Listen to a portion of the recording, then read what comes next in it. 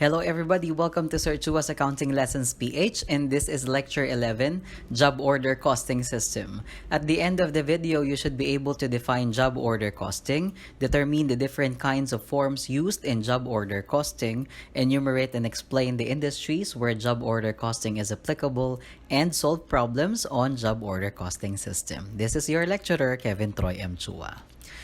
Before anything else, please like, share, and subscribe to Sir Chua's Accounting Lessons PH and hit the notification bell button to alert you of the latest video lessons. For all of your questions, comments, and suggestions, please put them down in the comment section below. And for webinar and speakership invites, please send me a message at kevintroy.chua1994@gmail.com. Thank you very much for your utmost support for Sir Chua's Accounting Lessons PH. And may these videos continue to help students in their online learning and academic development. May these videos continue to help teachers in enhancing their lesson plans and teaching methodologies. Thank you very much for trusting Sir Chua's Accounting Lessons PH as your online learning partner. In the last lesson, we discussed activity-based costing system in which we based the cost of each product on the activities that are inculcated or that is related to each of the products. Now, we are ready to move on with another costing system, which is job order costing system. Job order costing is a system that takes place when customers order small, unique batches of products. Kaya po natin ginagamit yung job order costing kasi ang costing natin ng ating mga produkto is based on a job order, based on a batch. And take note of the word unique. Ibig sabihin, one is not comparable to the other. Although nagkakaroon po minsan ng similarities, pero baka po merong something na nagpapa-unique sa kanya, kaya ang pagko-cost natin dun sa ating mga products is by batch. Okay? This system determines the price of each individual product and ensures that the cost for each product is reasonable enough for a customer to purchase it while still allowing the company to make a profit. Basically, what we do in job order costing system is after we have determined the total cost that we have incurred in that specific product or in that specific batch that you did, that's the time that you decide for the price. Okay? So later on, we will be discussing how job order costing system is being used and is helpful in the determination of the price na i-charge natin sa atin pong mga customer. Okay? Each job is prepared by batch or by order in accordance with the customer specifications. So, katulad po nung sinabi ko kanina, ang pagpe-prepare po natin ng ating mga products is depende po sa gusto nung customer natin. Kaya po ang pagpe-prepare natin sa kanya talagang by order or by batch. Okay? The cost of materials, labor, and overhead po ay ganun pa rin po. Isa-summarize po natin sa isang work in process account pero by job batch. Okay? And then, we are maintaining yung tinatawag po nating job cost sheet para po sa isang job. So, later on, we will be discussing kung ano po ba itong sinasabi dito na job cost sheet. Job order costing systems can gain and track information from financial resources dahil po nalalaman natin dyan sa mismong batch na ginawa natin how much is the materials na na-incur natin and syempre payroll records and supplier invoices, yung mga materials na nagamit natin, yung mga labor cost na na-incur natin in that specific order, di ba? And syempre yung pag-allocate po natin ng overhead. Pwede nyo pong applyan ng actual costing, pwede pong normal costing, okay? An accountant will use these resources to gather the data and calculate or track it using yung tinatawag nga po natin, mamaya didiscuss po natin, na job cost sheet. They may also use a job order database. So kung medyo accounting system na tayo, actually karamihan ng companies naka-accounting system na, no? So imbes po na job cost sheet ay naka-job order database na po. Okay? To track each product using a specific identifying number for each product. So, ang ginagawa po kasi natin sa job order costing system is meron pong unique name, yung batch or yung order na ginagawa natin. No? Pwedeng numeric lang like job order 101, job order 178, job order 327, or pwede pong lagyan natin ng special names, di ba? So, depende po as long as it will make each job or each order unique. to each other, more so when we are already using an accounting system. Yan, para hindi po magkalabo-labo yung records natin sa ating accounting system. Each item tracked in the job order costing system should have a job cost record that lists the materials used to create that item, the number of people that worked to make that item, how long it took to make the item, and the manufacturing overhead. So basically, ang makikita nyo lang din naman po talaga sa job cost sheet is materials, labor, and overhead. Yun lang naman din talagang tatlo. Yun nga lang, the details is very important, like the number of people who worked on making that item and how long that it took. Or how long does it took them, di ba? In doing the product. Kasi those are information or data that is very vital in creating the information on direct labor. Okay?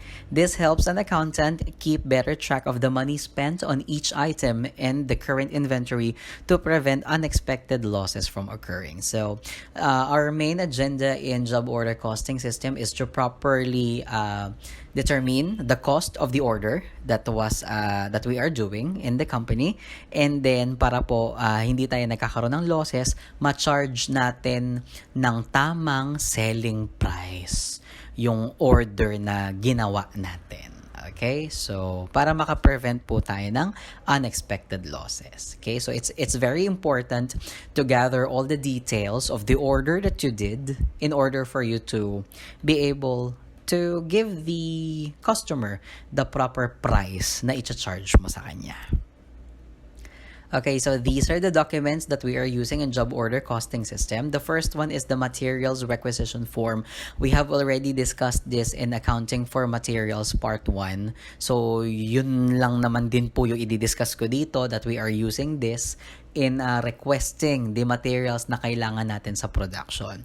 However, our standpoint at that in our discussion nung time na yon is kung paano lang gamitin yung materials requisition sa pagre-request at sa pag-i-issue ng ating mga materials na i-charge sa production. Now, what I want to highlight in this lesson is yung nakalagay po dito na job-related. Okay, kasi po, pagka mag-fill up na tayo ng materials requisition form, is ilalagay po natin dyan kung anong job order number applicable yung i-release nating materials sa production. Okay? So, it's very important na nakalagay po yung job order number or whatever unique naming system ng company dun sa orders na ginagawa nila. It's very important na nandyan yung job related para alam natin na yung kung ano yung mga materials na i-issue natin sa production, saang job number siya napunta, saang job order siya ginamit. Okay? Ganun pa rin naman po yung steps niyan, like how we discussed it sa Accounting for Materials Part 1. But it's very important to take note na kailangan po natin yung information, yung materials na to saan gagamitin, anong job number. Kaya po nakalagay dito yung job order number na related itong materials na in-issue natin sa production or na ni-request para ipasok sa production. Okay? So, yan po yung materials requisition form.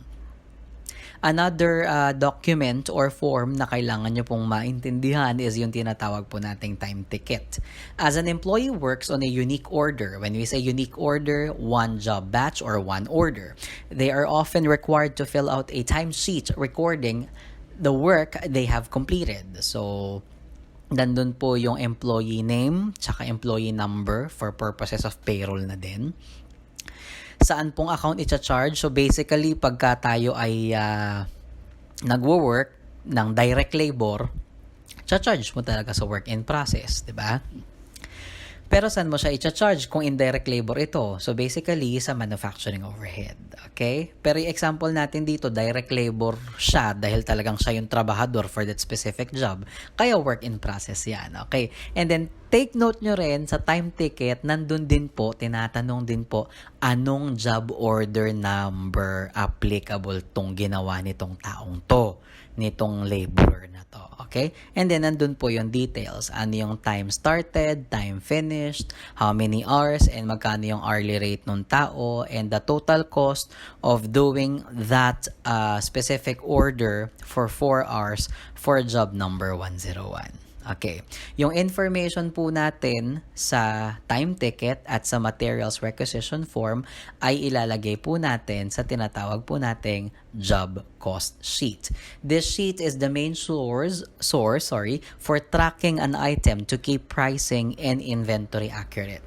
To maintain this accuracy, this job cost sheet needs to track information which includes the following. Siyempre, una, the date the job was started, the date employees completed the job or date ended, the date the order was shipped to the customer, customer information, and syempre yung job record information, overhead, materials, syempre pati labor cost, okay? And the summary of the final cost. So kung titignan nyo mabuti sa job cost sheet, nandun po yung job number, which is the job order number, yung which makes it unique, di ba?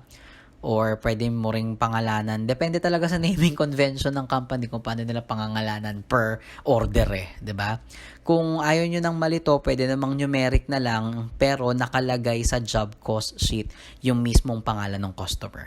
Okay? Para mas precise. Pwede rin naman po 'yon. Okay? Kung makikita nyo mabuti, yung direct materials daw for job number A143 is $116. Saan natin makikita yung information na yan? Dun sa materials requisition form number X76890. Pagpunta mo ng materials requisition number X76890, makikita mo yung $116 na yan doon. Okay? Same with our direct labor, 8 hours daw for $88. Saan mo makuha yung information na yan? Galing sa time ticket number 36. Ganon. Now, with regards to manufacturing overhead, depende sa trip ng company. Kasi if they are using actual costing system, edi actual tong overhead na to. If they are using normal costing system, predetermined overhead rate itong $4 dito. So, depende sa company kung ano yung costing system nila. Okay?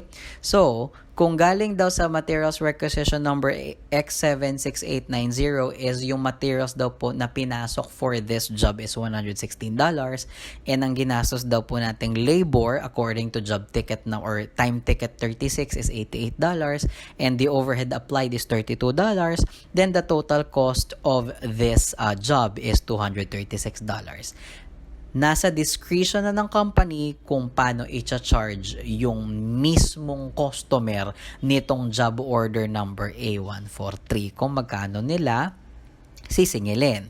Siyempre, since we want profit, we will charge the customer with an amount higher than $236 because we don't want to sell it na magkakaroon tayo ng loss, 'di ba? Okay, so that is the importance of job cost sheet because it gives you the information regarding the materials, labor, and overhead that was incurred in each job order, and it gives you also the total cost incurred for that specific job so that it can give you the platform to decide magkano ang i-charge ko dito sa customer na to dun sa in-order niya sa akin.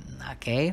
So, yun po yung importance ng job cost sheet sa job order costing system. Pero, hindi naman po talaga nagbago yung ating pong concepts regarding that. Bakit? Ito pa rin naman yung tatlong magkakapatid, hindi ba? Materials, labor, overhead. It's just that the information is being broken down into each job order or specific order by the customer. Okay, so I hope that makes it much more clearer. Saan po ginagamit ang job order costing? Siyempre, number 1 sa manufacturing companies, no? Manufacturing companies can use job order costing system hindi lamang po para magbigay ng information on the cost per product that they are doing. It also helps them to control the usage of materials, equipment, and labor hours. Because job order costing system and the usage of job cost sheets or job cost databases can give them vital information. Magkano ba ang materials talagang nagagamit natin per batch? Yung ating overhead related dyan, baka masyadong mataas ang ating overhead cost. Baka nagkakaroon tayo ng non-value added activities na dinadaanan at nababayaran pa rin natin yung mga empleyado doon sa mga dapat nating i-eliminate na non-value added activities. So, it's very important for a manufacturing company to use job order costing kung applicable sa kanila. Okay? Kasi there are other costing systems that are much more applicable to some products. One of which is process costing system, which we will be discussing in the next lesson. Diba? So, depende rin po talaga sa company. These businesses consider each customer order as a separate job for the purposes of job order costing. Alternatively, manufacturers may group smaller value projects together under a single job heading. So, depende po sa company kung kada product po ba is isang job order or baka po pwedeng magsama-sama ang smaller value projects into one single job number. Okay? So, depende po sa decision-making process ng company kung how will it be easier for them to do decisions. Pwede rin pong gamitin ang job order costing system sa lahat po ng white-collar businesses like law firms, accounting businesses, and private investment companies na ang gagawin po natin sa kanila, kada kliyente isang job order. Okay? For example, accounting firms can consider each individual client a job. Let me give you a more precise example. No? When I was still working in an accounting firm, I was in a group where we do accounting, bookkeeping, taxes, payroll, and everything under the sun ng accounting department. No? We have clients na ang pinagagawa lang nila sa amin is annual financial statements. We have clients na full package, nandun lahat. Monthly management reports, monthly bookkeeping, payroll, tax compliance, cash management. May ganun kaming kliyente. Meron din kaming clients na payroll lang ang pinagagawa. Meron kaming clients na accounting and bookkeeping lang ang pinagagawa, tsaka annual financial statements. Pwede pong gamitin ang job order costing system sa ganitong businesses like law firms and accounting firms because ang isang kliyente ay maituturing mong isang job order. Okay? When I was still working in the accounting firm, what we do is that, diba sinabi rin naman dito sa ating slide na yung job cost sheet ng accounting firms, dinidetail daw po doon how many hours ang nagamit namin sa isang araw para doon sa kliyenteng yon. So, when I was still in the accounting firm, what we do is kung ano yung kliyente namin, ilang hours namin ginawa yung kailangan namin gawin para sa kliyenteng yon. So, if we have 4 hours, o di lalagay namin 4.0. Diba? If we used 8 hours, buong araw namin ginawa yung kliyenteng yun for that day, edi 8 hours. Ganun siya. So, nade-determine din po kasi with the use of job order costing system kung ino-overtime namin yung kliyenteng yun, no? Baka nagkakaroon sila ng special requests na kailangan pala naming i-charge sa kanila, no? Doon natin nalalaman sa job order cost sheets na ay in-overtime namin tong kliyenteng to kasi may special silang pinagawa sa amin. Na baka kailangan i-review na rin yung kontrata kasi ang dami na nilang request sa inyo. Yung mga ganon, di ba? So, it's very important na although hindi na namin siya tinatawag na formally na job cost sheet, no? Kasi hindi man nga kami manufacturing company. But the essence of it or the concept of the usage of job order costing system is very applicable dun po sa mga businesses na may kliyente na iba-iba yung pinapagawa. Okay? So, in application of the job order costing system with white-collar businesses, one job order is one client. Ganon po siya. Pwede rin pong gamitin ang job order costing system sa hospitals and other medical services. Sir, paano? One patient, one job order. Bakit? Kasi unique yun eh. Ang isang pasyente, pwedeng ooperahan sa tiyan. 'Di ba? O yung isang pasyente naman ay nagpa-check up lang kasi masakit ang kanyang ulo. Yung isang pasyente naman ay sinugod sa emergency room dahil mayroong nangyari sa paa niya. Yung gano'n, 'di ba? So, in medical services businesses, hindi man siya tawagin direkta na job order costing system, but the essence of it is yun yung ina-apply natin because one patient is one job order. Dahil unique per patient yung pinagagawa sa ospital. 'Di ba? Unique yun. So, pwede yun tinatawag natin job order costing system sa mga medical businesses. We just need to take into consideration that job order costing in hospitals and medical services is much more complex because sobrang laki ng services na ino-offer ng medical services businesses. 'Di ba? Iba-ibang departments ng katawan yan, 'di ba? Meron sa puso, meron sa skin, meron sa internal medicine, meron sa ENT, eyes, ears, nose and throat, 'di ba? So iba-iba po talaga, no? And hindi lang naman yun yung businesses yung services nila, 'di ba? May X-ray, may blood test, may ultrasound, 'di ba? Iba-iba po. So nagiging complex po yung paggamit natin ng job order costing system pag medical services business because ang daming services na ino-offer sa ospital. Okay? Pero, after all, it gives them the information na tinan nyo mabuti pag kayo na-ospital. Di ba nagkakaroon kayo ng bill sa ospital? Ano nakalagay dun sa bill sa ospital? Di ba yung lahat ng detalye na ginawa sa inyo?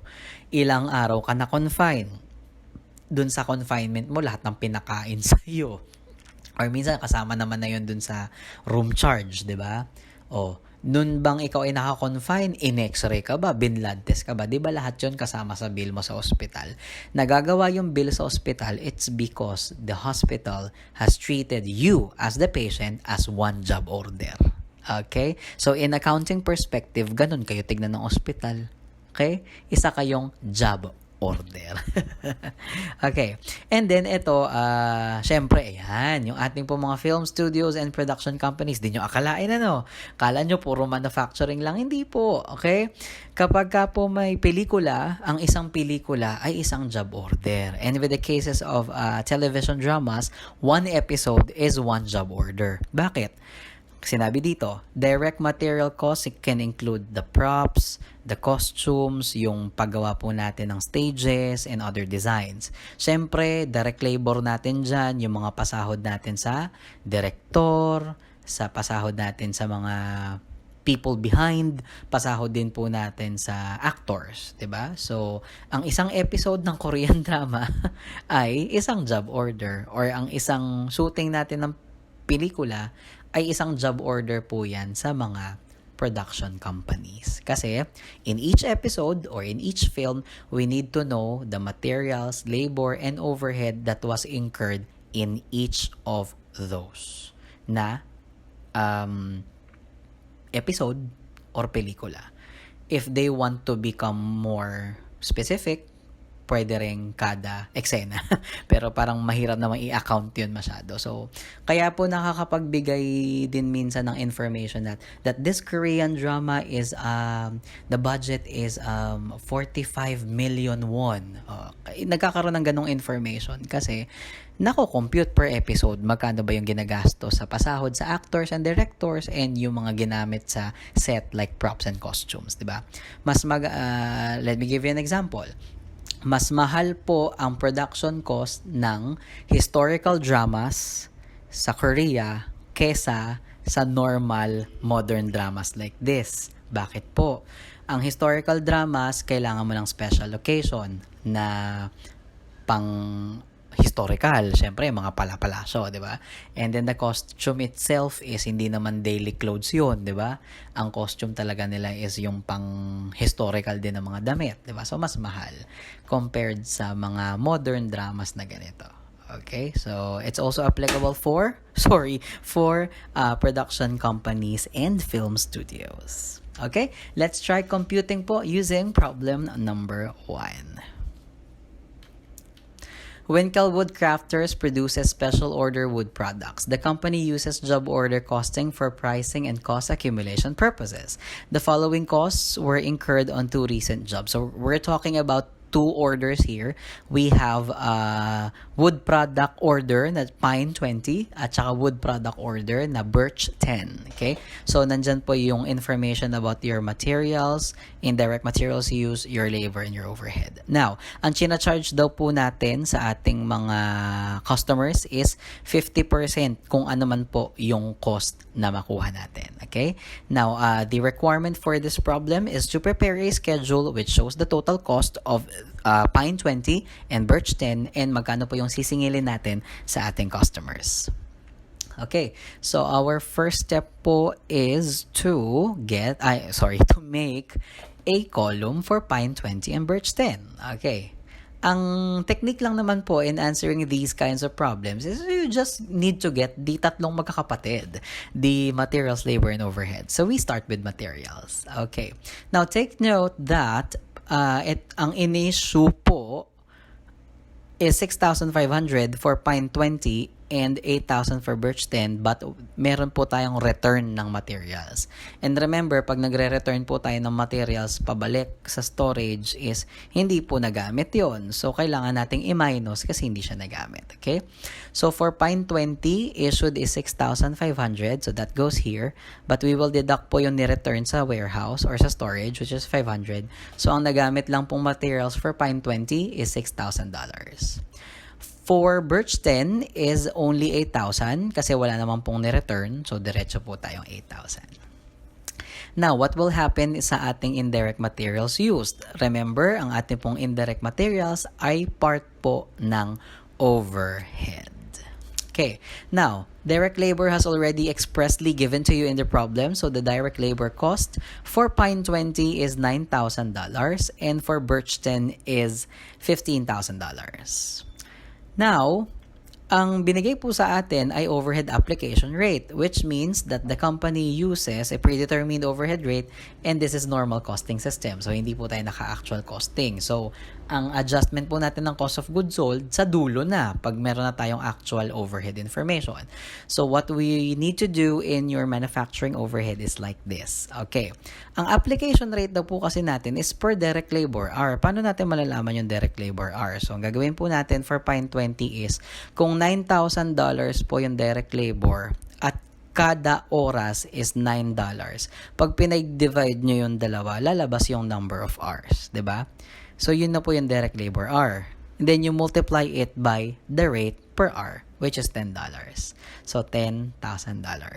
And then, for birch 10, you do the same thing.